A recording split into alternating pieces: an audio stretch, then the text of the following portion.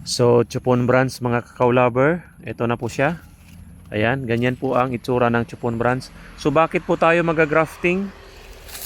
Para ma-save po natin itong matandang kakao na ito. So, maganda talaga BR25 ang sa rootstock, no? Tingnan nyo po, oh.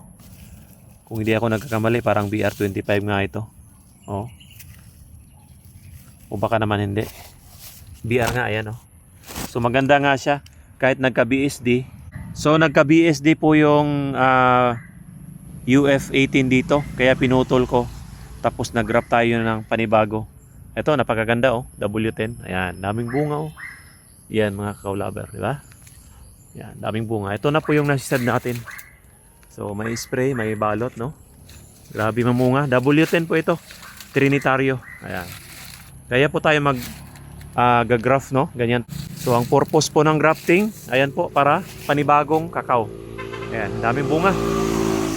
So, ang dami pong bunga, no? So, W10 ito, Trinitario. Malakas mamunga. So, yan po ang purpose ng grafting. Para panibagong kakao na naman ngayon na clone. Alright. Hitik sa bunga.